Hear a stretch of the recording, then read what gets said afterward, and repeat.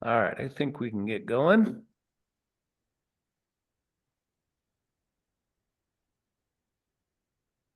Oops. Okay.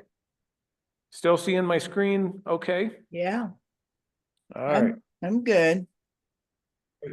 Well, thank you for joining once again. Did you get everybody in? Think so.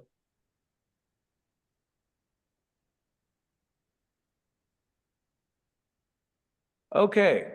So quick review before we get into new stuff tonight. Again, we left with a cliffhanger last week. So remember that Muhammad is from Mecca, and long before Muhammad was born, there was in Mecca this shrine called the Kaaba. And this is an actual picture of the Kaaba as it was many, many years ago. Um, the Kaaba was this shrine that was sacred, not just in Mecca, which is really out in the middle of nowhere, but throughout the whole Arabian Peninsula. And once a year, all the Arab tribes, the Bedouin tribes, would come to Mecca in a pilgrimage that in Arabic is called the Hajj. And during this period, because normally the Bedouin tribes are fighting against each other, making war on one another, they agreed upon a period of peace in the environs of the Kaaba for that period of the Hajj. And the people who were the custodians of the Kaaba were the residents of Mecca. And because they couldn't grow any crops in Mecca, they made their living through trading. And a big part of their income came from the fair that they would run at the same time that the Hajj was occurring. So that was, their big season, if you will, for making money. So when Muhammad started at the age of 40, getting these revelations from the angel Gabriel telling him that he is God's prophet, he started preaching monotheism. And this made him unpopular among the people, his fellow citizens there in Mecca, for two reasons. Number one, he was tearing down the traditional religion, right, that these people believed in, but on an economic basis, if there's only one God, maybe people don't make the Hajj anymore, and we don't make a living running the fair. So Muhammad became very unpopular, preaching monotheism. And as we saw, two of his earliest followers were his friend Abu Bakr, who was a little bit older than Muhammad, and his young cousin Ali, who, as we saw last week, also became his son-in-law when he had Ali marry his daughter Fatima. So Muhammad has made himself unpopular in Mecca, and as we saw last week, the other tribes in Mecca conspired to assassinate him. So he actually fled Mecca to the town of Yathrib, which later changed its name to Medina, which means city of the prophet. And his two diehard supporters each played an important role in that flight, which in Arabic is year one of their calendar. That's called the Hijra in Arabic. And his two supporters, Ali and Abu Bakr, each played an important role in that episode. Ali, his younger cousin, probably 20 years younger than Muhammad, masqueraded as Muhammad to throw a decoy to the guys who were coming to assassinate Muhammad. And it was Abu Bakr who accompanied Muhammad on his escape from Mecca toward Medina. And he had gone to Medina because he had converted some people making the Hajj who were from Medina.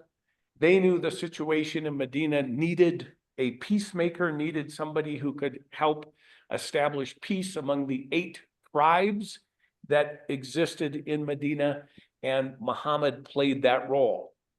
And importantly, as we saw, the 8 tribes in Medina, 3 of them were Jewish, the other 5 were Arabic, and the Jewish tribes controlled a lot of wealth, but they were politically dependent on the Arab tribes there. So we've got these Arab and Jewish tribes. They've had these bloody feuds that Muhammad helps sort out. Once he does that and he establishes residence in Medina, Muhammad expected the Jews to embrace him as a prophet of Allah, of the Jewish God. But instead, he encountered nothing but ridicule from the Jews. In fact, when he tried to set up a tent in the marketplace there, some Jews tore it down. Meanwhile, Muhammad and his followers, having fled from Mecca, the Meccans seized their property there and deprived Muhammad and the Muslims from any means of making a living. So the Muslims are eking out this existence up in Medina. Muhammad is actually doing hard labor to make a living, digging wells and carrying things for the people up in Medina. And Muhammad finally, along with his Muslims, turns to the traditional way of making a living among the Bedouin tribes, which is acting as brigands. And they start attacking Meccan caravans as they're making their way to or from Mecca, bringing goods to sell at the fair or to sell elsewhere. And this provokes an all-out war with Mecca. And where we ended up last week was the Battle of Badr, where Muhammad and his vastly outnumbered band of Muslims fought a much larger army of Meccans and defeated them. And this sent Muhammad's prestige among the Bedouin tribes skyrocketing, and he got a bunch of followers as a result of that successful battle against his former townspeople in Mecca. So that's where we left off. Any questions about what I covered during the first couple weeks before we pick up with tonight's story? All right, so the Meccans were humiliated by this defeat. They hate the Muslims. They hate Muhammad for what he represents and the threat that he poses to their traditional religion and to their means of livelihood. So they decide they're going to take vengeance upon Muhammad and his Muslims who are up in Medina.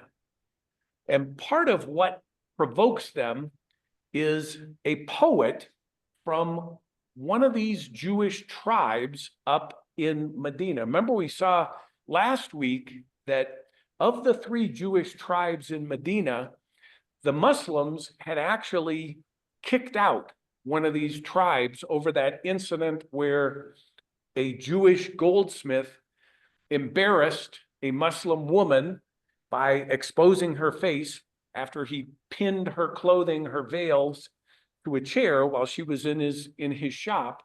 And the Muslims actually swore vengeance on the Jews, and that tribe was forced to leave Medina.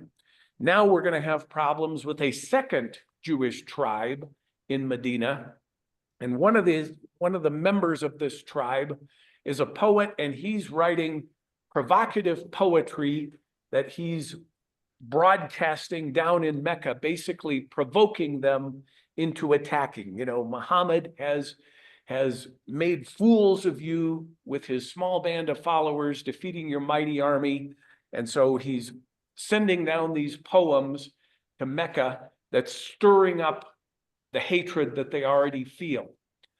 And at the same time, this Jewish tribe is harboring a leader from Mecca who's up there being protected by this Jewish tribe in Medina, and he's gathering intelligence on the Muslims. So relations between the second Jewish tribe and the Muslims are degrading quickly. So finally, provoked in part by this Jewish poet, the Meccans decide to march on Medina with an army of 3,000 men. Muhammad sees this great army coming at them. Again, he's outnumbered, but he decides to put his faith in God, and the Muslims will, rather than hide from this attacking army, they will attack the army themselves. And again, as they had done at the Battle of Badr, the attack is going well. They've surprised the Meccans by attacking, and they've got a bunch of archers who are up on a hillside firing arrows down on the Meccans. And when the Meccans start to retreat, these archers, instead of staying put, they fall into the pursuit so that they can grab as much of the loot, as much of the booty from the Meccans as possible. And so when this happens, the Meccans turn around and do a counterattack, which succeeds because they're no longer subject to the arrows of Muhammad's archers, and they're able to drive the smaller entire Muslim army onto this hillside. And during this fighting, during this melee, Muhammad himself is injured, okay? And word comes to the Meccans that, in fact, Muhammad has died in the fighting. And for this reason, the Meccans call off the attack, okay? They leave the Muslims up on this hillside, and down below, they're going to start desecrating the corpses of the Muslims who have fallen. This is where we get evidence of just how much hatred there is between the Meccans and the Muslims. The women who have accompanied the Meccans go around and they cut off the ears and the noses of the fallen Muslim warriors, and they turn them into anklets, into jewelry, basically. And the wife of the Meccan general, a woman named Hind, who is so outraged at the Muslims because a couple of her relatives had been killed at the Battle of Badr, and she swore revenge on the Muslims. In particular, she swore revenge on Muhammad's uncle Hamza, who had killed one of her relatives. She had hired or purchased a slave from Ethiopia who was famous for being great with a javelin, never misses with a javelin. So she purchases this slave and tells him, you fight in this battle, and if you kill Muhammad's uncle Hamza, who has murdered my relatives, I will give you your freedom. So this guy is part of the battle, and he's got one target. He's seeking out Muhammad's uncle, who is easy to find because he has a helmet with peacock feathers in it, okay? So he's not trying to hide. Well, this javelin thrower who never misses kills Muhammad's uncle Hamza. And after the battle, when the main Muslim army is hiding up on the hillside and they're desecrating the dead, this woman, Hind, goes and finds Hamza, his corpse, and she actually cuts open his body, cuts out a piece of his liver, and starts chewing on it, right? This is, we hate each other, right? I'm going to eat the liver of my enemy, okay? So there is no quarter given between the Muslims and the Meccans at this point. So afterward, Muhammad gets a revelation, and this is in the Quran, that this defeat is punishment for their sinfulness, but also a test of their resolve, right? God did not abandon the Muslims. The fact that they got beaten does not mean that God is no longer with them, but rather God has done this for a purpose. And as he had done after the Battle of Badr, Muhammad marries one of the widows of his fallen soldiers. So again, he's got 4 wives. And as we're going to see, Muhammad likes women, okay? He is not shy about picking out a beautiful woman and making her his wife. So after the battle, we've got this Jewish tribe that had offended the Muslims in 2 ways, right? We have the poet and we have the tribe as a whole who had been harboring the Meccan general who was up there reconnoitering under their protection. So we have this poet who had kind of provoked the war in the first place. Now he starts writing poems, erotic poems, naming women among the Muslim tribe there in Medina. So he's really going out of his way to provoke the Muslims. And Muhammad orders the assassination of this guy. So 4 of Muhammad's Muslims, including one of whom was this poet's foster brother, they pretend that they are no longer Muslims and that they're going to be friends with him. They, through this ruse, lure him out of his fortress and then they assassinate him. So the bad blood between Muhammad and the Jewish tribes in Medina is getting worse. So after they've killed this poet, it's obligatory for this tribe to take vengeance, right? That's how people are protected in Arabia in the 7th century. Your tribe has to avenge your death. That's what keeps people from killing you. So the tribe plots Muhammad's death in revenge for this. Muhammad, of course, gets wind of this, and the Muslims lay siege to Jewish tribe number 2 and eventually order their expulsion from Medina. So this tribe is forced to pull out entirely.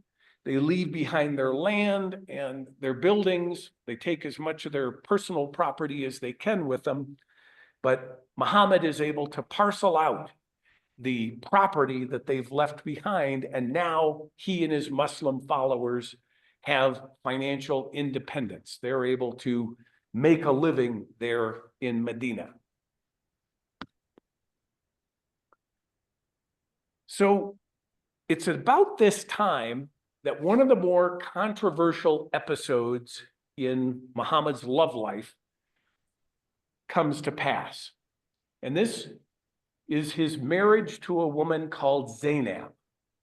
So Muhammad had an adopted son named Zaid, who was a freed slave, an Abyssinian, that Muhammad had actually bought as a slave and then freed and turned him into his adopted son.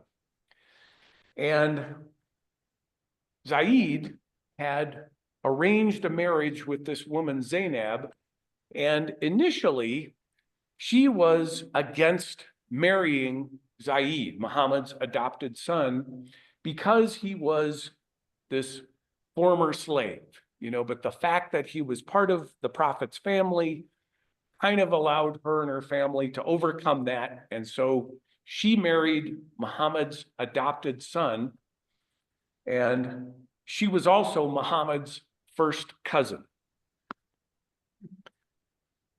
So now she's married to Muhammad's adopted son. Muhammad goes over to visit, and as the story goes, he stumbles upon seeing Zainab scantily clad, okay?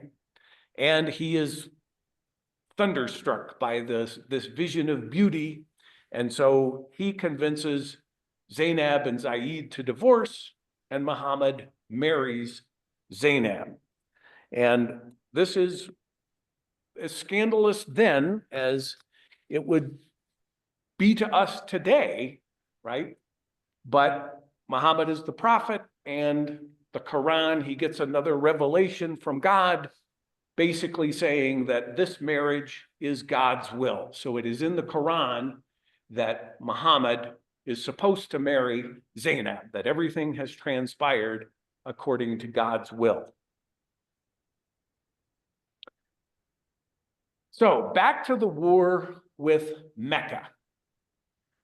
The Meccans had beaten the Muslims at the Battle of Uhud, but they had foolishly withdrawn, thinking wrongly that Muhammad was dead. They didn't complete their mission.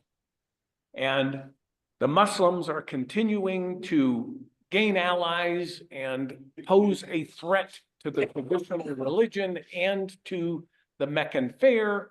So the Meccans decide they are going to destroy the Muslims once and for all. And they put together an alliance of multiple Bedouin tribes from throughout the Arabian Peninsula that amounts to a force of 10,000. So more than 3 times the size of the army that they had brought to the Battle of Uhud, which even then outnumbered the Muslims, okay?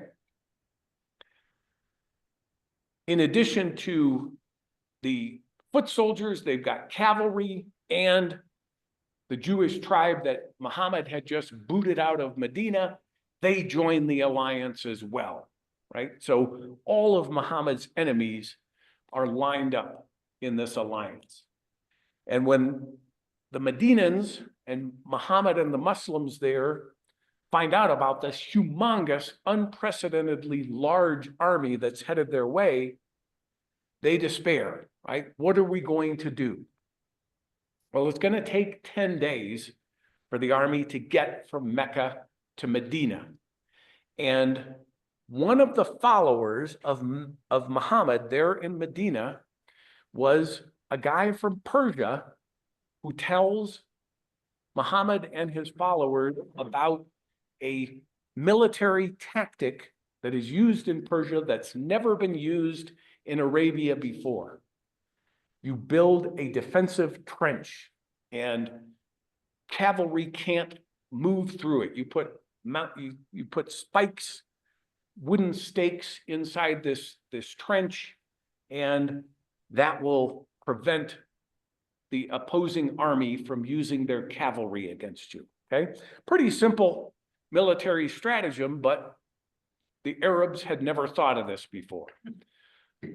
So Muhammad and his followers, over the course of 6 days, they dig this giant trench around the city of Medina to protect themselves from this giant army that's getting ready to attack.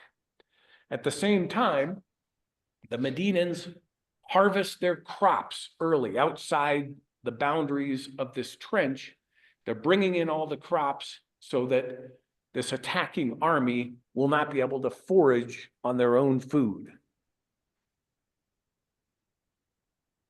So the Meccan battle plan was basically a battle of shock and awe, right? We're going to sweep in with cavalry so fast and so hard that will overwhelm the small forces at Muhammad's disposal. And the trench has completely foiled that battle plan. Instead of a lightning battle, a blitzkrieg, now it's going to become a siege. The Meccans get there, they realize they can't storm Medina the way that they hoped, and they settle down to a siege. Now, the cavalry that they've got that was supposed to give them all this speed and shock value, now it's a liability. They've got to feed all these horses and these camels in addition to their soldiers. And the Medinans have harvested all the crops. So there's not a lot for the army to feed their animals with. So during this siege,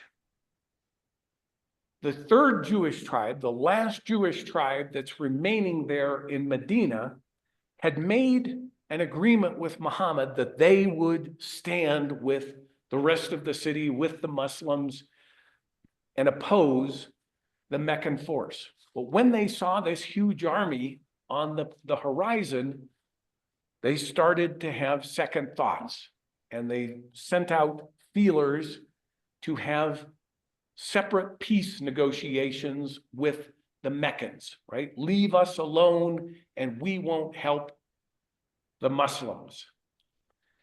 Muhammad finds out about this, and he's so worried that this Jewish tribe is going to change sides that he actually has to take some of his troops who are defending against the Meccans and put them on watch against the Jewish tribe to make sure they don't get attacked from that quarter. So not only has he lost the support of this Jewish tribe, it's cost him valuable soldiers in having to defend against them.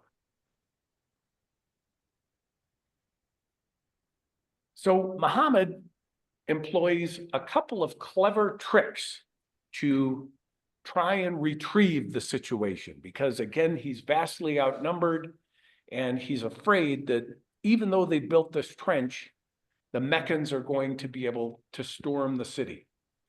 So the first thing he does is he sends out negotiators with just a few tribes that comprise this alliance.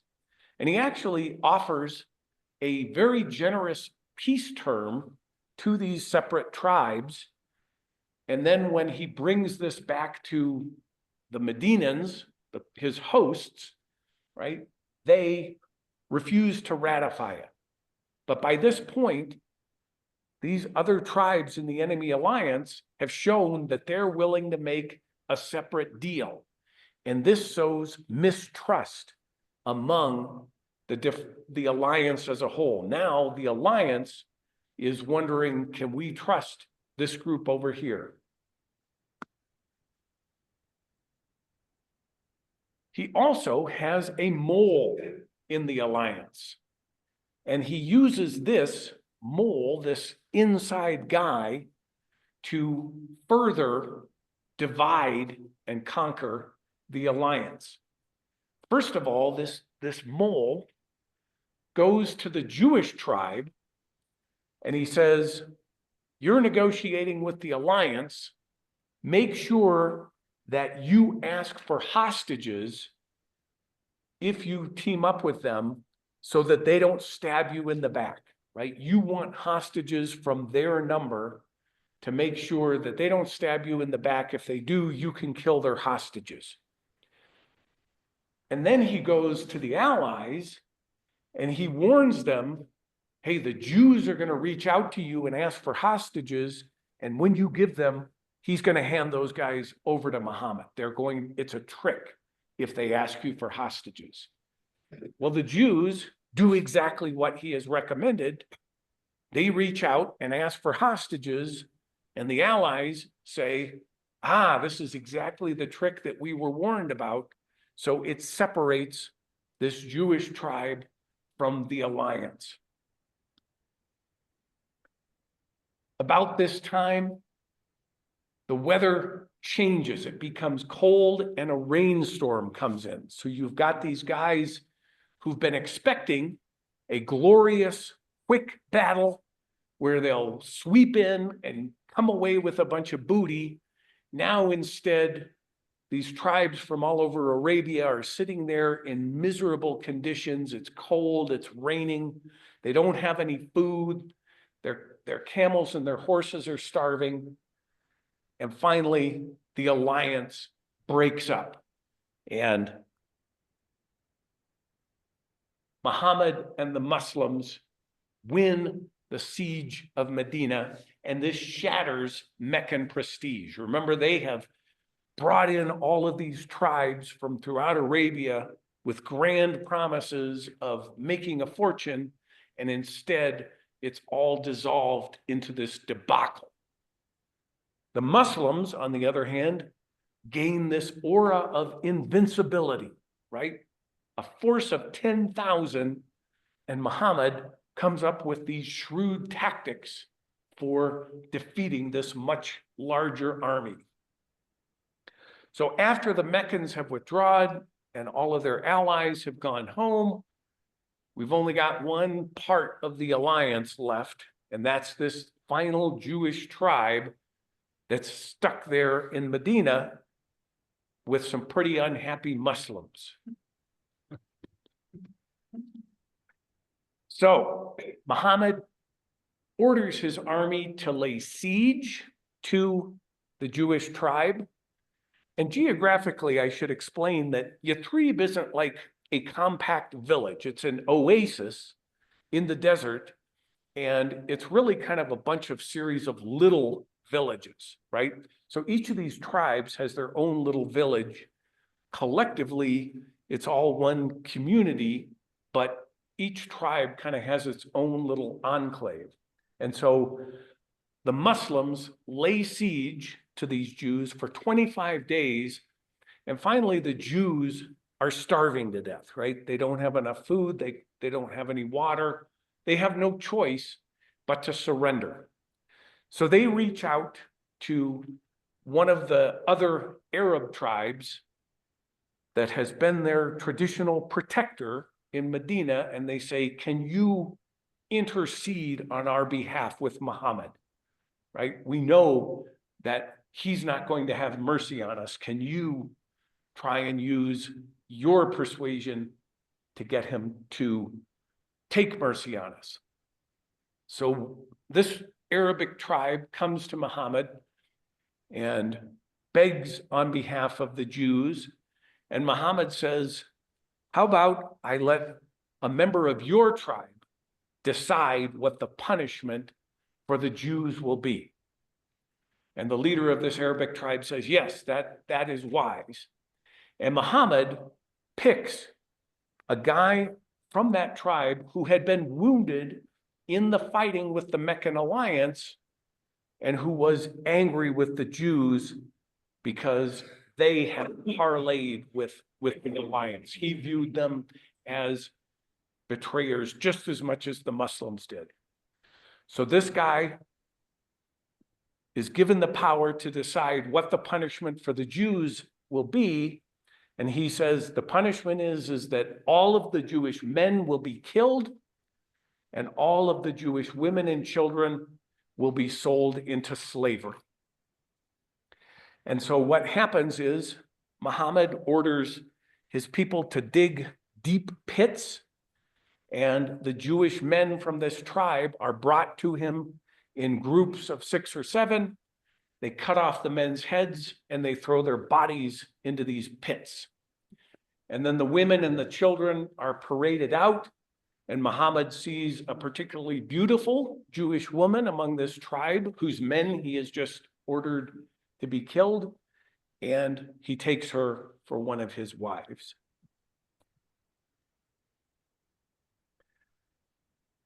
So after this, Meccan prestige has been shattered, and Muhammad and 1,400 of his followers feel emboldened enough that they can make the Hajj, which they haven't been able to do for a number of years, the annual pilgrimage to the Kaaba in Mecca. So they arrive in the environs of Mecca, and of course the Meccans don't want these guys in their city, but they've been defeated by the Muslims now a couple times, and they don't have any allies left in Arabia, so they're forced to negotiate a truce with the Muslims. And what they do is they negotiate a truce that will last 10 years. The Muslims will be allowed to make the pilgrimage and visit the Kaaba, not this year, not right now, but next year. And we will vacate the city for 3 days to allow the Muslims to do that. So give us a year to prepare for that.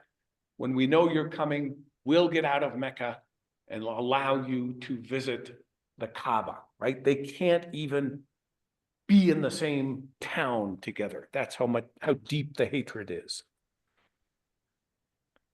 So this treaty lasts for a couple of years, but 2 years after it's made, the treaty is considered to be violated when an ally of Mecca attacks an ally of the Muslims.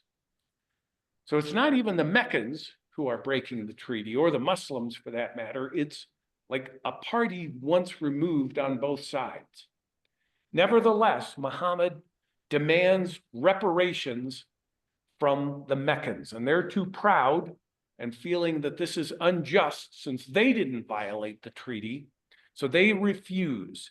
They dissolve the treaty, and we're back to this standoff where Muhammad and his followers are not able to make the annual Hajj. So now it's Muhammad's turn. He raises an army of 10,000 from throughout Arabia, similar in size to what Mecca had raised against him. And when the Meccans find out about this, they're like, oh, let's do the treaty again, okay? Well, at that point, it's too late, okay?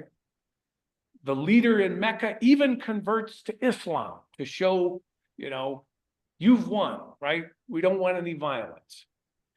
And he accepts that Muhammad is the messenger of God, but under the threat of Muhammad and his army.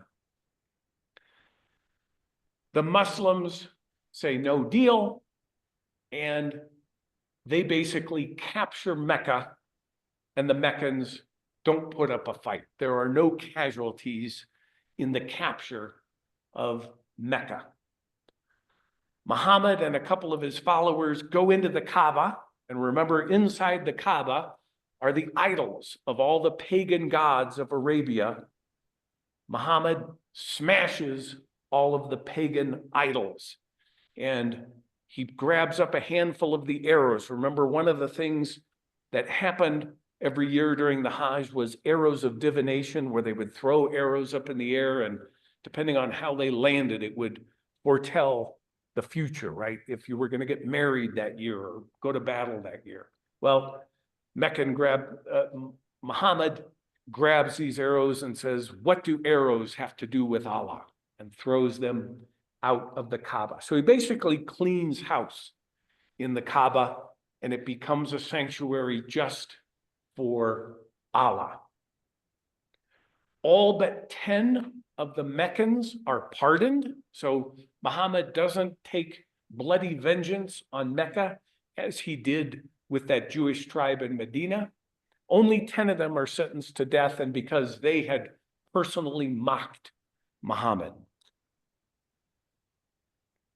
And after this, most of the Meccans convert to Islam. So after that, Muhammad's stock in Arabia is riding high. He and his followers go out and make war on those tribes that have not converted to Islam, and much of the Arabian Peninsula, probably most of the Arabian Peninsula, converts to Islam during this period. He doesn't force anybody to convert to Islam. They can remain pagan, but anybody who remains pagan has to pay a special tax called the zakat, and they have to leave the Muslims alone. So as long as you leave us alone and pay us this tax, you can remain pagan. So now we're going to kind of turn toward the events that are ultimately going to result in the split between Sunni and Shia, right? Even today, the split between Sunni and Shia is behind a lot of the violence in the Middle East, right? Iran is a Muslim country, and so is Saudi Arabia. So is Syria, so is Iraq, right? Iran is mostly Shiite, whereas Saudi Arabia and most of the rest of the Middle East are Sunni. And that's why, even though they are both Muslim countries, Saudi Arabia views Iran as their mortal enemy, right? Iran is the biggest fear for the Saudis, much more than Israel or any other country in the Middle East. And it really comes down to these two versions of Islam. And the origins of this are going to be strange to our Christian ear. We've already talked about Ali and Abu Bakr as the two main players in this split. There is a third main player, and that is Muhammad's young wife, Aisha. Now, his first wife, Khadijah, was the true love of his life. He never stopped talking about her. But after Khadijah, his favorite wife is Aisha, right? They were engaged when she was only 6 years old. She was, of all his wives, the only one who was a virgin when Muhammad married her. And she always kind of lords this over the other wives in the harem, okay? And it's well known that Muhammad likes her best. And even at this point, right, in Muhammad's life, she's still a teenager. She is still a kid, a very young person, okay? And she accompanies Muhammad on some of his military campaigns. So on one of these military campaigns, and we've got this whole caravan of camels and everything else coming with the army, Aisha is riding on this camel, and the whole caravan comes to a stop so they can, make a meal and, go off in the bushes and answer nature's call and whatnot and rest. And just as the whole army is getting ready to go and move on to the next stop on the day's journey, Aisha tells Muhammad, "I've lost my favorite necklace, the favorite necklace that you gave me." And Muhammad orders the entire army to search for this necklace. So they're disrupting a military campaign to search for this necklace. Well, they can't find it anywhere. And finally, the old soldiers are kind of giving Muhammad the look like, we really got to get going here to make our last stop for the day.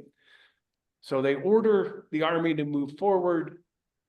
And as Aisha's camel gets up, it turns out the camel is sitting on the necklace. So Aisha had kind of ticked off the army at this point. A couple days later, Aisha is there with the army, and she realizes she's lost the necklace again. She doesn't want to say anything because of the big stink that it caused last time. So she goes off into the bushes because she had gone there to go to the bathroom, and she says, maybe that's where I left it. So she goes off into the bushes to look for it. And when she comes back, the whole army has moved on. They didn't realize that Aisha wasn't there, and the army has moved on without her. So what she does is what every Arab is trained to do. You just go and you sit in the spot where your camel was and recognize that eventually people are going to realize you're gone and they'll come back for you. So she just sits down. And rather than the army figuring it out and coming back to rescue her, what happens is a lone Bedouin man comes along and encounters her. She tells him what's happened, and he says, don't worry, I will escort you to the rest of the army. So he takes Aisha, they catch up to Muhammad's army, and she rides in on a camel with this strange man. And in Arabic society, this is a no-no, okay?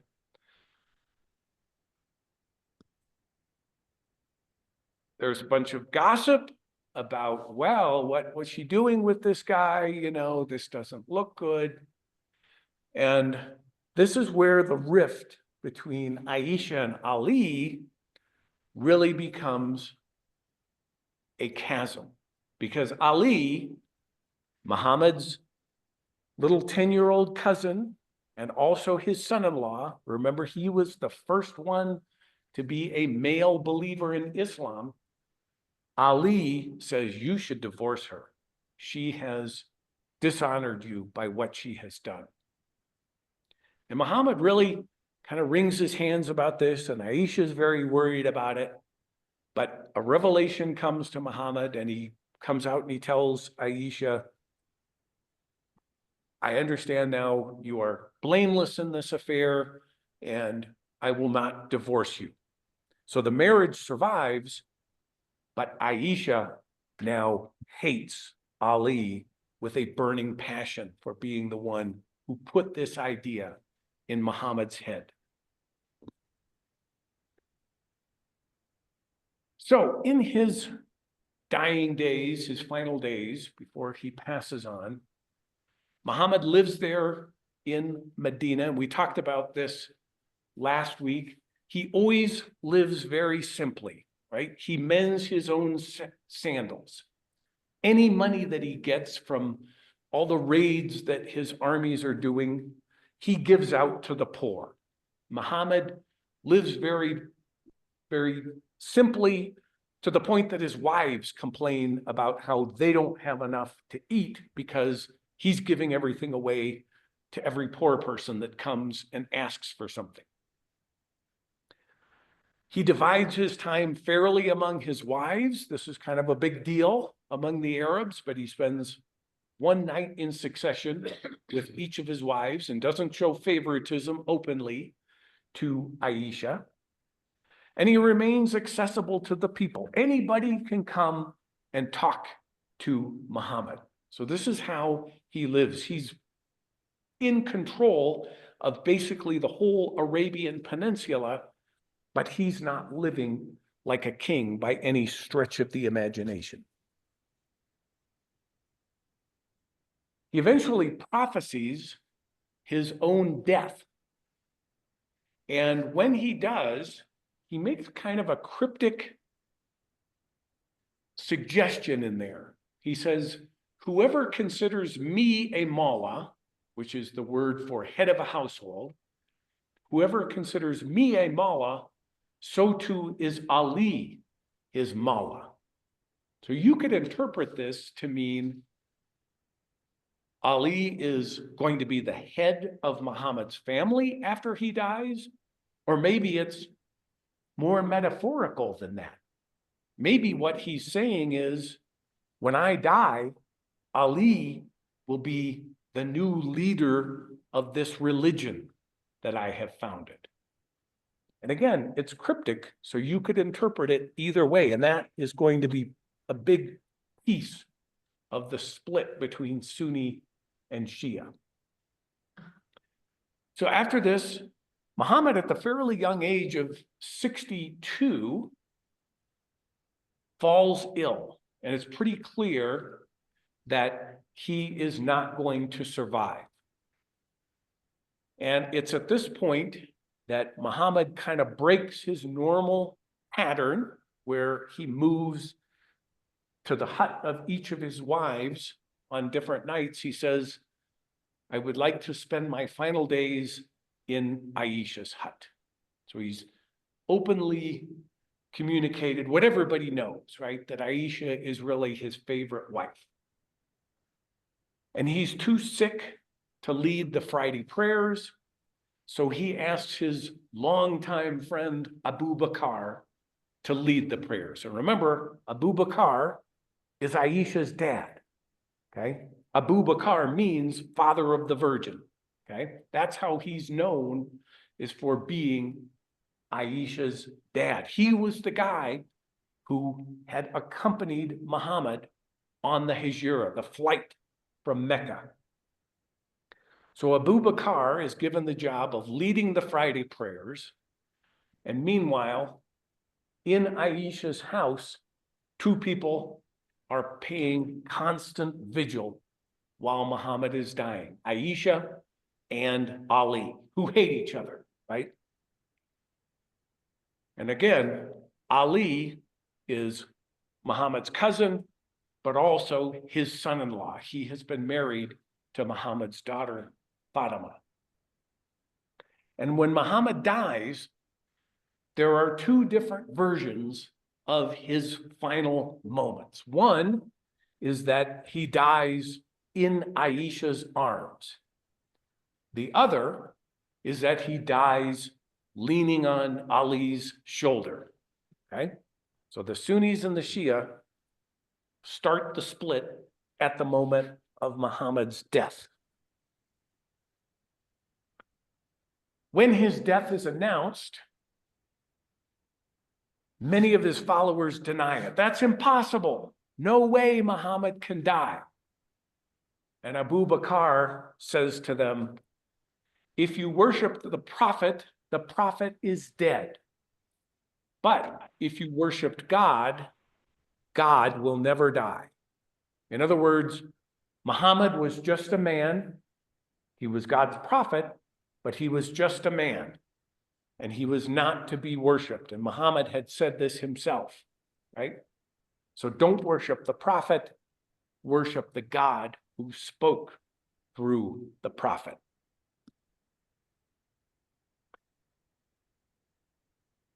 So Ali gets the honor, the responsibility of preparing Muhammad's body for burial. So he's tied up with that.